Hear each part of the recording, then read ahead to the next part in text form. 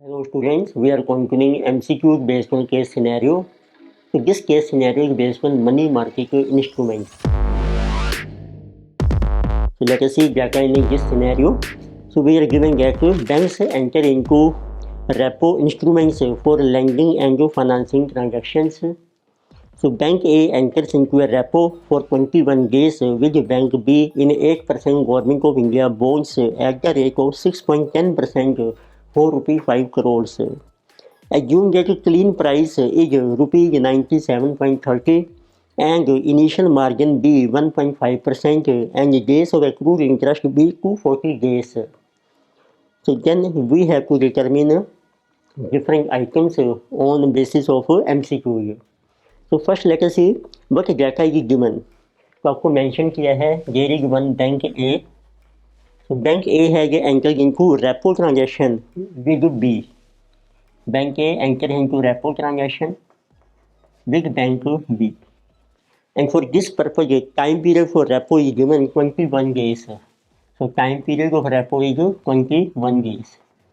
तो रेपो के केस में होता है कि वन बैंक जैसे किसी भी बैंक को मनी चाहिए, फंड्स चाहिए, तो उसके पास कोई सिक्योरिटी है, ट्रेजरी बिल या गवर्नमेंट के बॉन्ड्स हैं, उनको हम सेल कर रखे हैं दूसरे बैंक को and we receive some cash. तो अब उसके लिए अब आपको मेंशन किया है और कुछ टाइम के लिए हम एंटर करके हैं, जैसे इसमें 21 डेज है. So after 21 days then bank A will repay the amount with interest which is repo interest.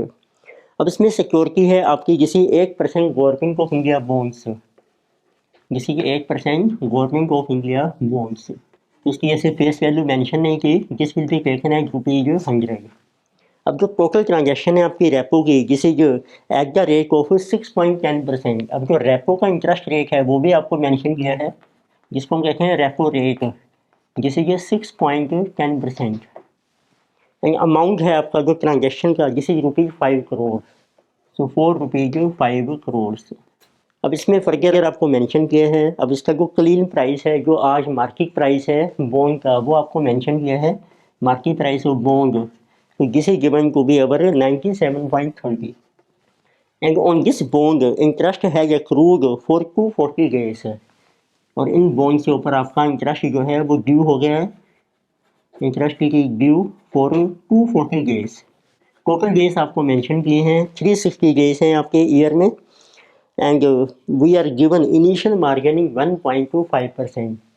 और जब आप रेपो में एंटर करेंगे उसका इनिशियल मार्जिन भी आपको मेंशन किया है जिसे 1.5%.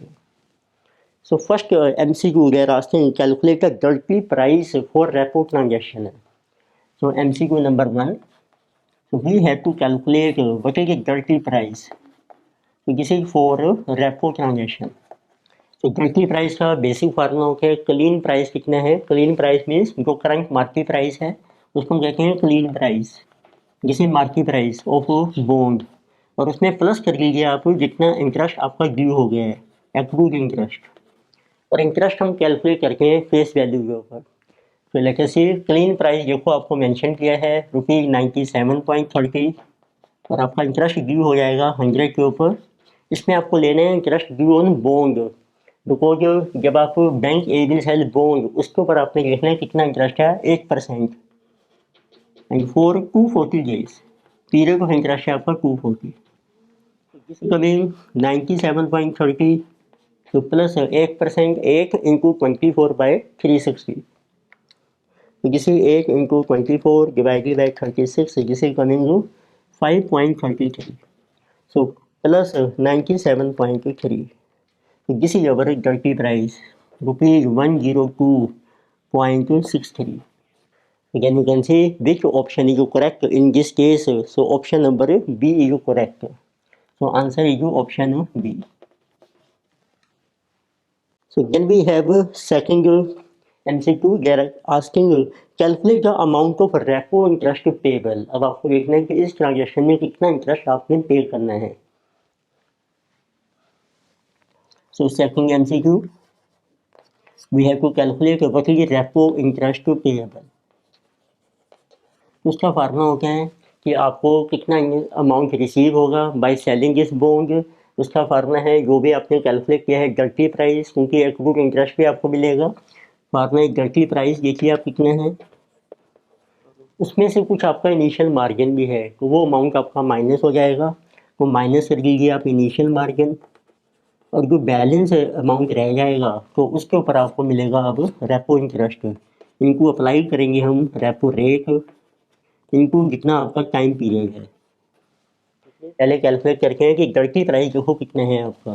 डायरेक्टली प्राइस है 102.63, दिस इज 4 रुपीज़ 100, इसमें किसी फॉर 1 बॉन्ड, तो ये प्राइस चल रहा है पर बॉन्ड। अब आपका अमाउंट है टोटल 5 करोड़, तो इनको कीजिए अब आप 500 लैक्स। इसमें से इनिशियल मार्जिन आपका है 1.5% माइनस हो जाएगा, तो इसमें बैलेंस आपको अमाउंट मिलेगा 98.25%। ये आपका आ जाएगा टोटल अमाउंट। उसके ऊपर आपको देना है रेपो इंटरेस्ट, इनको अप्लाई कीजिए आप। रेपो का इंटरेस्ट रेट है 6.10%। रेपो का टाइम पीरियड है आपका 21 डेज, इनको 21 डिवाइडेड बाई टोटल डेज है आपकी 360। तो पहले कैलकुलेट करके हैं how much amount you will receive. तो this is our 102.63, so into 100 will cancel 5 lakh, so into 98.5%, so this amount is coming in rupees 505, so 275 इनको कैलकुलेट कीजिए आप इंटरेस्ट 6.1% इनको 21/360, so इनको 6.1% इनको 21 divided by 360, so repo interest is coming rupees 179, so 857. Again you can see which option is correct, so answer is option number C. Next third MCQ कह रहा है calculate amount payable on maturity of repo, देखिए आपको कहा गया कि second leg of repo.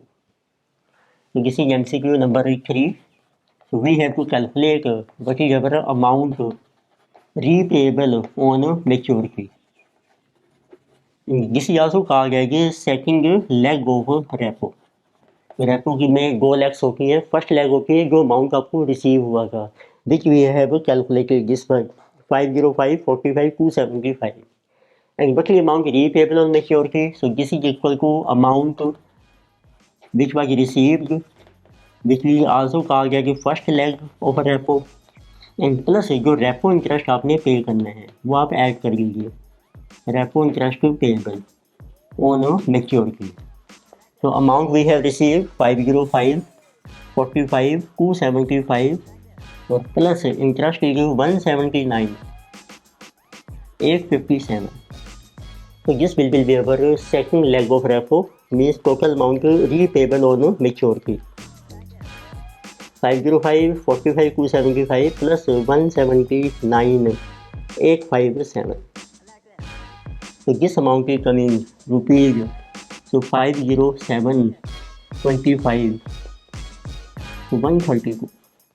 Again you can see which option is correct, so option A is correct, so answer is option number A. So in this lecture we discussed a case scenario based on a repo transaction of a money market instrument. Further copies we will continue in the next lecture. Video आपको अच्छी लगी है subscribe कीजिए, comment कीजिए, share कीजिए। Thank you.